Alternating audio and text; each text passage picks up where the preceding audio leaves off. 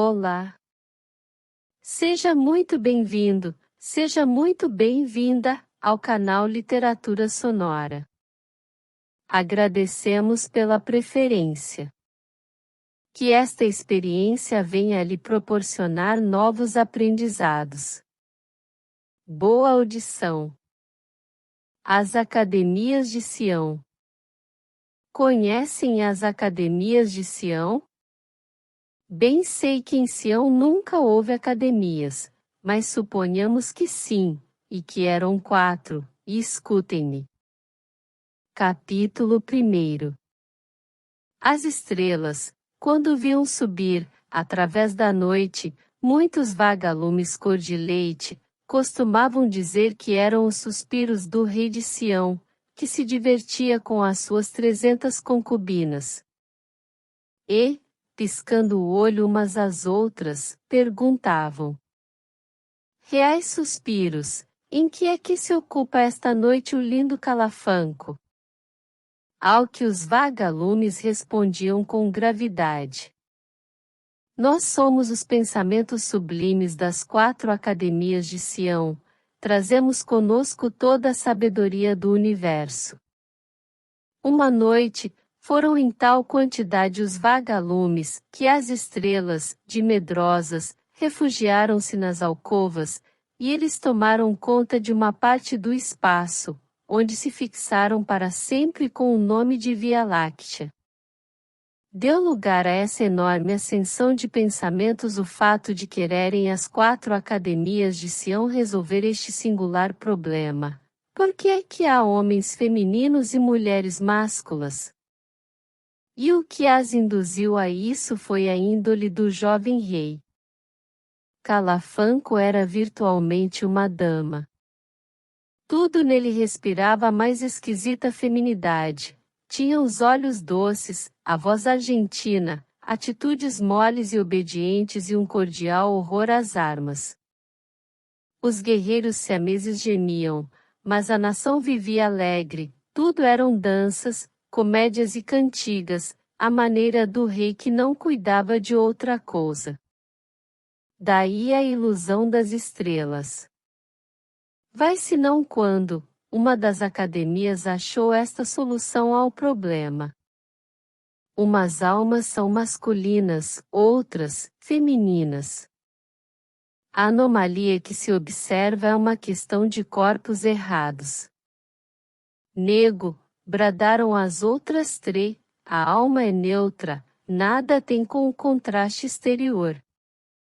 Não foi preciso mais para que as vielas e águas de Bangkok se tingissem de sangue acadêmico. Veio primeiramente a controvérsia, depois a descompostura, e finalmente a pancada. No princípio da descompostura tudo andou menos mal, nenhuma das rivais arremessou um impropério que não fosse escrupulosamente derivado do sânscrito, que era a língua acadêmica, o latim de Sião. Mas dali em diante perderam a vergonha. A rivalidade desgrenhou-se, pôs as mãos na cintura, baixou a lama, a pedrada, ao murro, ao gesto vil, até que a academia sexual, exasperada, resolveu dar cabo das outras, e organizou um plano sinistro. Ventos que passais, se quisesseis levar convosco estas folhas de papel, para que eu não contasse a tragédia de Sião. Custa-me, ai de mim, custa-me escrever a singular desforra. Os acadêmicos armaram-se em segredo, e foram ter com os outros, justamente quando estes, curvados sobre o famoso problema, faziam subir ao céu uma nuvem de vagalumes. Nem preâmbulo, nem piedade. Caíram-lhes em cima, espumando de raiva. Os que puderam fugir não fugiram por muitas horas, perseguidos e atacados, morreram na beira do rio, a bordo das lanchas, ou nas vielas escusas. Ao todo, 38 cadáveres. Cortaram uma orelha aos principais, e fizeram delas colares e braceletes para o presidente vencedor, o sublime Utong. Ébrios da vitória, celebraram o feito com um grande festim, no qual cantaram este hino magnífico: Glória a nós, que somos o arroz da ciência e a luminária do universo.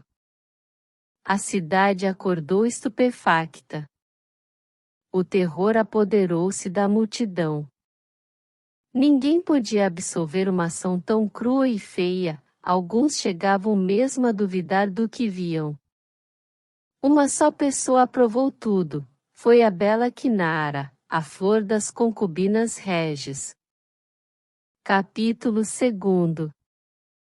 Molemente deitado aos pés da bela Kinara, o jovem rei pedia-lhe uma cantiga. Não dou outra cantiga que não seja esta: creio na alma sexual. Creis no absurdo, Kinara? Vossa Majestade crê então na alma neutra? Outro absurdo, Kinara. Não, não creio na alma neutra, nem na alma sexual. Mas então em que é que Vossa Majestade crê, se não crê em nenhuma delas?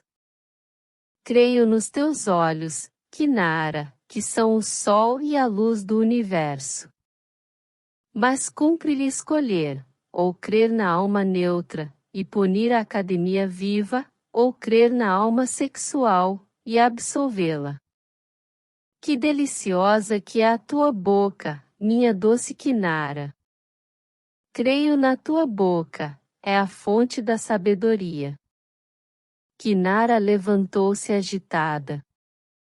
Assim como o rei era o homem feminino, ela era a mulher máscula, um búfalo com penas de cisne. Era o búfalo que andava agora no aposento, mas daí a pouco foi o cisne que parou, e, inclinando o pescoço, pediu e obteve do rei, entre duas carícias, um decreto em que a doutrina da alma sexual foi declarada legítima e ortodoxa, e a outra, absurda e perversa.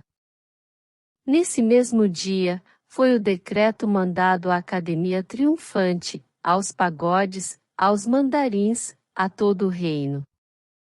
A Academia pôs luminárias, restabeleceu-se a paz pública.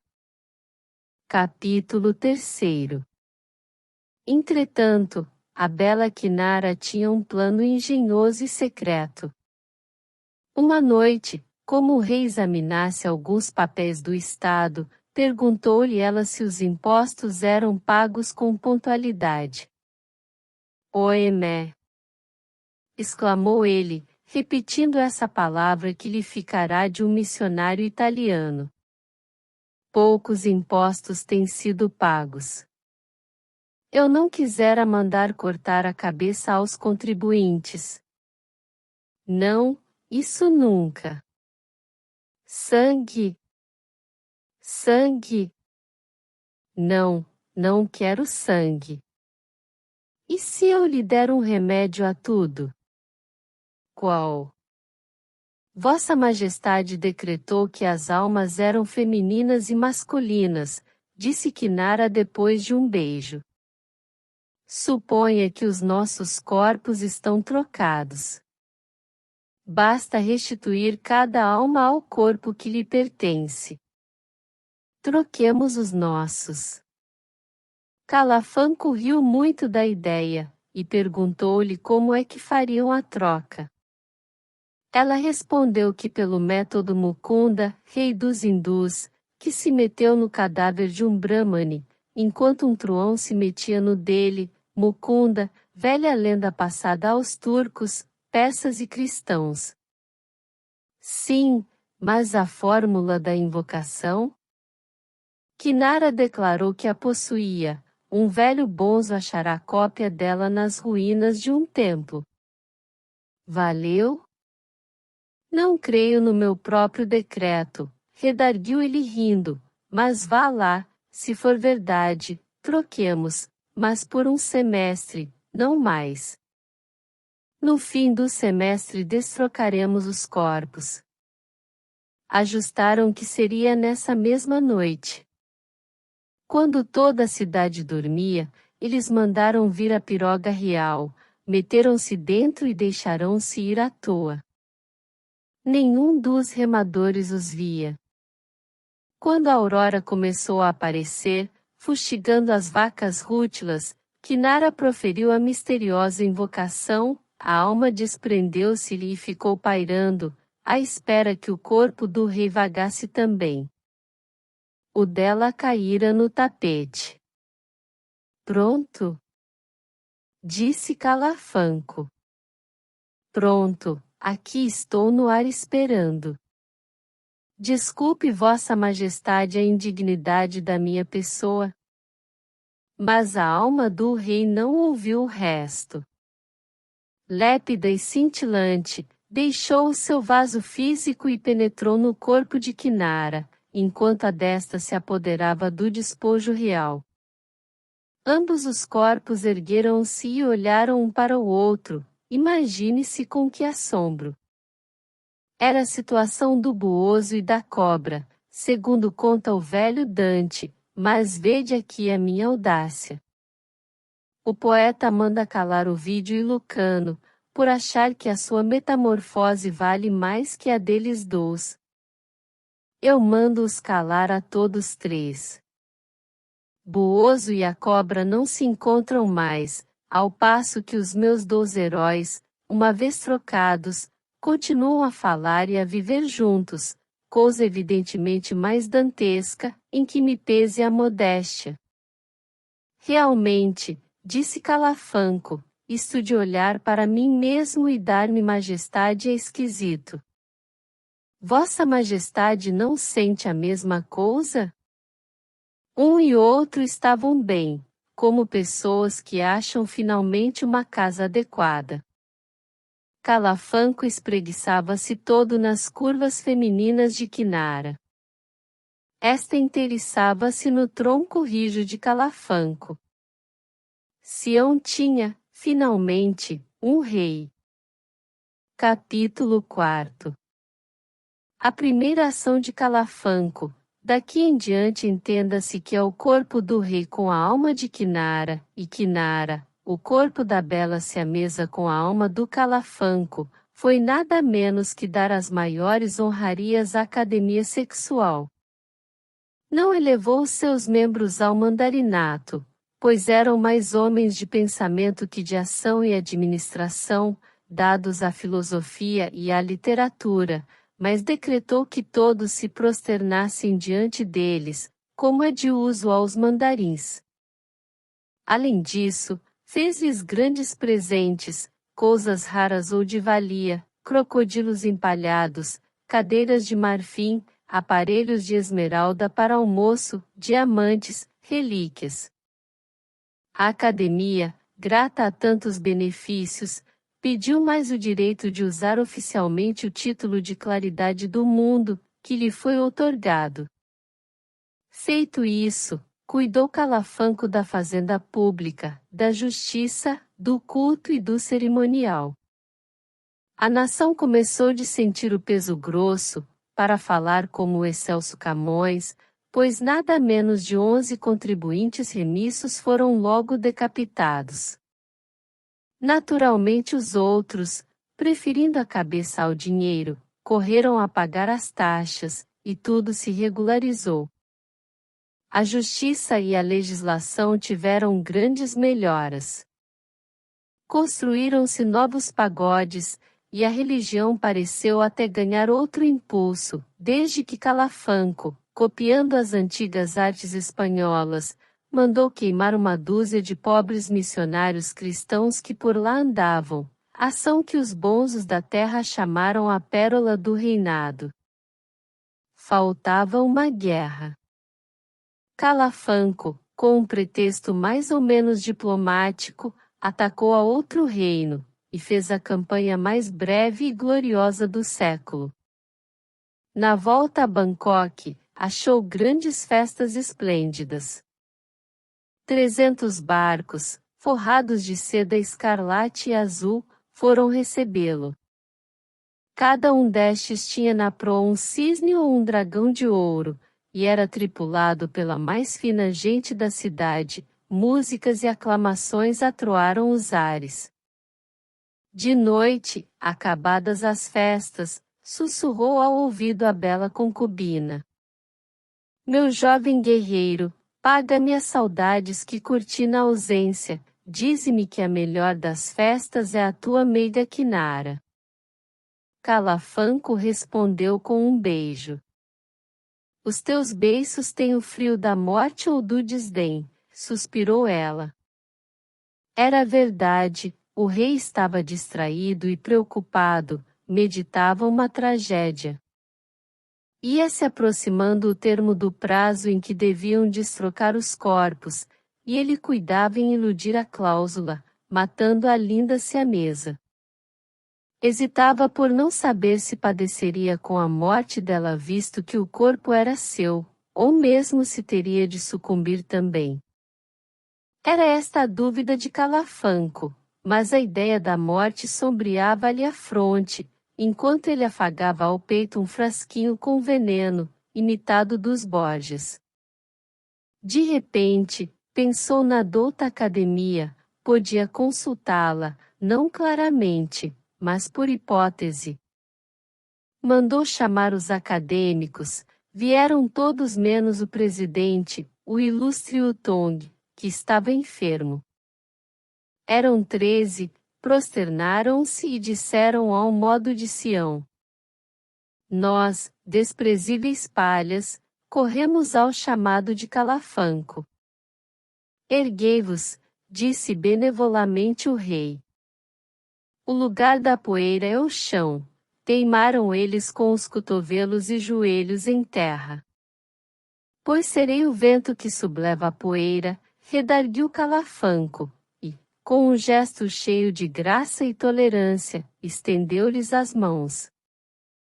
Em seguida, começou a falar de coisas diversas, para que o principal assunto viesse de si mesmo, falou nas últimas notícias do Ocidente nas leis de Manu. Referindo-se a Outong, perguntou-lhe se realmente era um grande sábio, como parecia, mas, vendo que mastigavam a resposta, ordenou-lhes que dissessem a verdade inteira. Com exemplar unanimidade, confessaram eles que Outong era um dos mais singulares estúpidos do reino, espírito raso, sem valor, nada sabendo e incapaz de aprender nada. Calafanco estava pasmado. Um estúpido. Custa-nos dizê-lo, mas não é outra coisa, é um espírito raso e xoxo. O coração é excelente, caráter puro, elevado. Calafanco, quando voltou a si do espanto, mandou embora os acadêmicos, sem lhes perguntar o que queria. Um estúpido. Era mister tirá-lo da cadeira sem molestá-lo. 3 dias depois, Utong compareceu ao chamado do rei. Este perguntou-lhe carinhosamente pela saúde, depois disse que queria mandar alguém ao Japão estudar os documentos, negócio que só podia ser confiado a pessoa esclarecida. Qual dos seus colegas da academia lhe parecia idôneo para tal mister?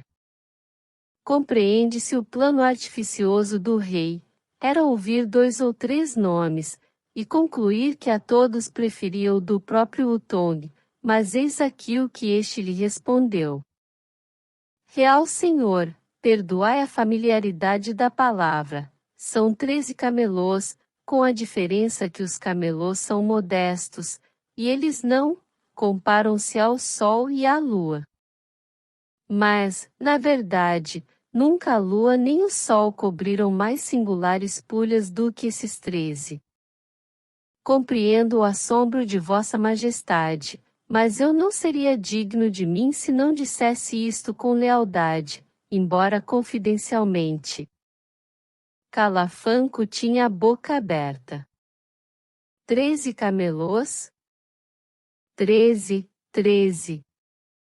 O Tom ressalvou tão somente o coração de todos, que declarou excelente, nada superior a eles pelo lado do caráter. Calafanco, com um fino gesto de complacência, despediu o sublime Utong, e ficou pensativo. Quais fossem as suas reflexões, não o soube ninguém. Sabe-se que ele mandou chamar os outros acadêmicos, mas desta vez separadamente, a fim de não dar na vista, e para obter maior expansão. O primeiro que chegou, ignorando aliás a opinião de Utong, confirmou-a integralmente com a única emenda de serem 12 os camelôs, ou 13, contando o próprio Utong.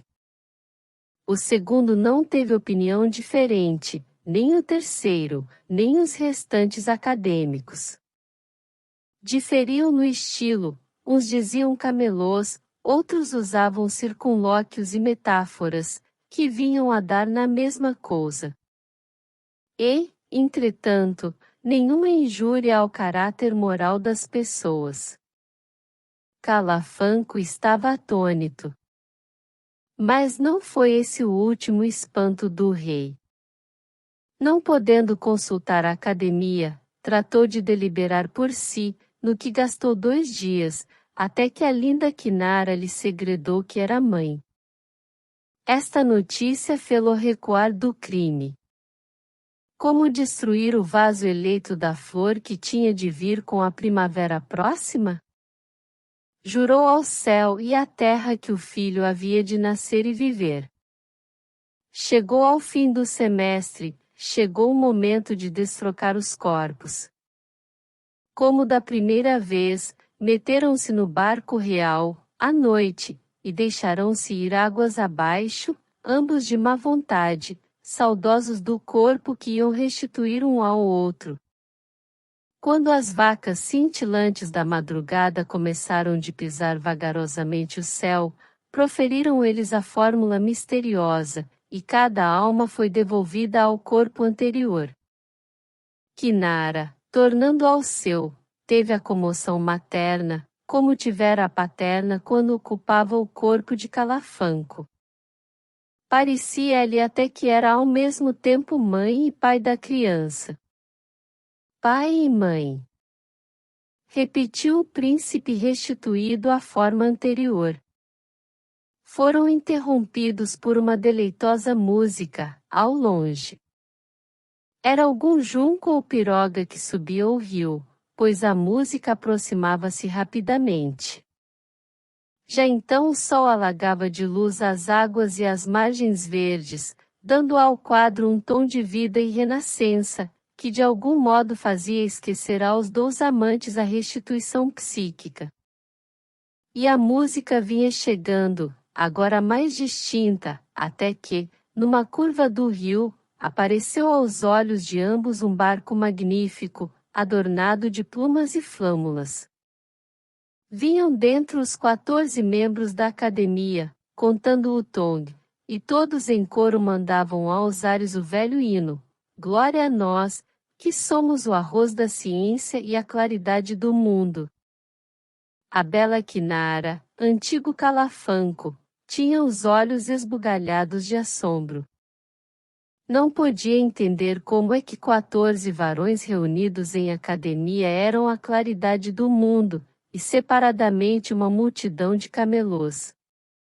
Calafanco, consultado por ela, não achou explicação. Se alguém descobrir alguma, pode obsequiar uma das mais graciosas damas do Oriente, mandando-lhe em carta fechada, e, para maior segurança, sobrescritada ao nosso cônsul em Xangai, China. Fim. Querido ouvinte, obrigado por acompanhar a mais este vídeo. Sinta-se à vontade para avaliar o conteúdo e comentar.